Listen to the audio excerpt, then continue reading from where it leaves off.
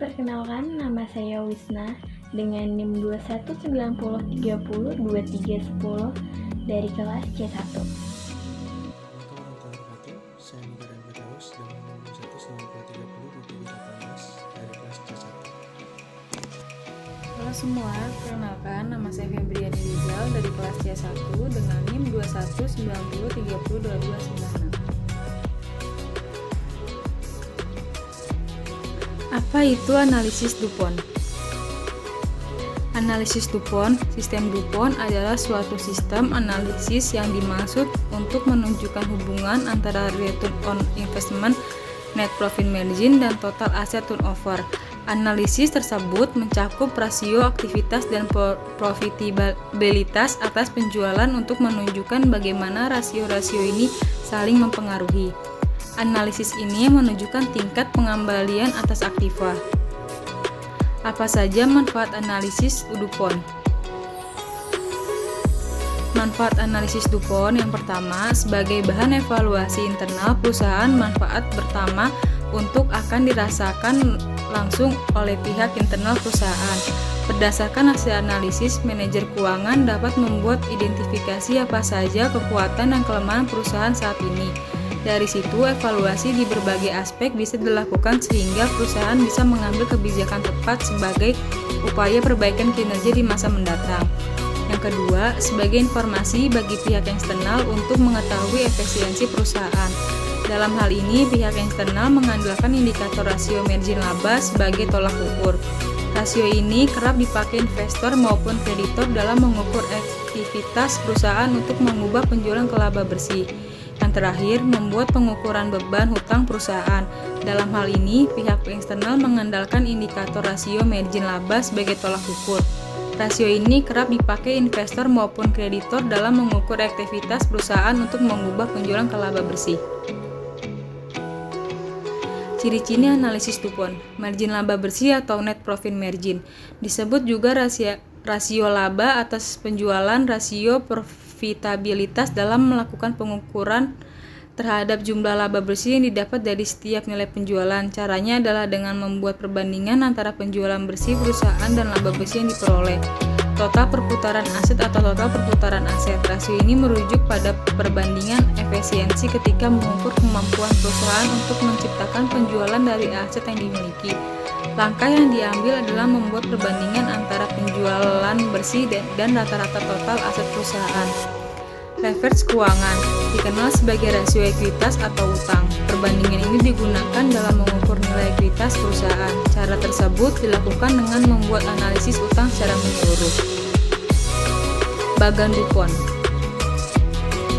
Formula DuPont ini digunakan untuk mengontrol perubahan dalam rasio aktivitas dan net profit margin dan seberapa besar pengaruhnya terhadap return on investment. Elemen-elemen penyusunan dari analisis DuPont. Return of equity atau ROE dengan rumus laba bersih setelah pajak dibagi equity pemilik saham. Berfungsi untuk melihat aktivitas pengguna modal sendiri terhadap laba atau keuntungan bersih perusahaan setelah pajak, di mana setiap rupiah modal yang ditanamkan dapat menghasilkan keuntungan yang diharapkan. Return of investment atau ROI dengan rumus laba bersih kali total asset turnover. Penentuan ROI berfungsi untuk mengatur efektivitas penggunaan aset terhadap laba bersih. Hal ini mengidentifikasi seberapa besar harta total dimanfaatkan atau digunakan untuk mendapatkan keuangan. Equity multiple. Nilai equity multiple ini menunjukkan kemampuan equity atau modal sendiri menciptakan total aset dengan rumus total aset dibagi equity. Persentase laba bersih. Perbandingan ini menunjukkan seberapa besar total penjualan yang dilakukan merupakan laba bersih yang didapat oleh perusahaan dengan rumus laba setelah pajak dibagi penjualan. Total aset turnover. Rasio ini menunjukkan perputaran total aktiva diukur dari volume penjualan, dengan kata lain seberapa jauh kemampuan semua aktiva menciptakan penjualan. Semakin tinggi rasio semakin baik, dengan rumus penjualan dibagi total aset. Laba setelah pajak. Laba setelah pajak adalah laba yang diperoleh oleh perusahaan setelah dikurangi dengan pajak. Penjualan merupakan arus masuk atau peningkatan nilai aset dari suatu equity atau penyelesaian kewajiban dari equity atau gabungan keduanya dalam periode tertentu yang berasal dari penyerahan atau produksi barang. Pemberian jasa atau pelaksana kegiatan lain yang merupakan kegiatan utama perusahaan yang sedang berjalan. Total biaya merupakan arus keluar aktiva, penggunaan aktiva, atau munculnya kewajiban atau kombinasi keduanya selama satu periode yang disebabkan oleh pengiriman barang, pembebanan jasa, atau pelaksanaan kegiatan lainnya yang merupakan kegiatan utama perusahaan. Total aset, total harta yang dimiliki oleh perusahaan yang berperan dalam operasi perusahaan, misalnya kas, persediaan, aktiva tetap, aktiva yang tak berwujud, dan lain-lain. Aktiva lancar di sini meliputi kas, piutang, dagang, efek persediaan, dan aktiva lancar lainnya. Nilai buku aktiva tetap yaitu harga buku yang diperoleh dari nilai perolehan historis dikurangi akumulasi penyusutan yang telah dibebankan. Equity modal pemilik adalah suatu hak yang tersisa atas aktiva suatu lembaga atau equity setelah diketahui kewajibannya. Total liabilities atau kewajiban atau utang merupakan kewajiban ekonomis dari suatu perusahaan yang diakui dan dinilai sesuai prinsip akuntansi. Kewajiban di sini termasuk juga saldo kredit yang ditunda yang bukan merupakan uang atau kewajiban.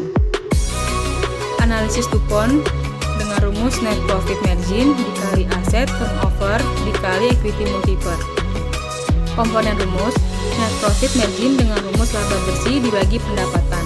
Aset turnover dengan rumus penjualan dibagi rata-rata aset. Equity multiple dengan rumus rata-rata aset dibagi rata-rata ekuitas.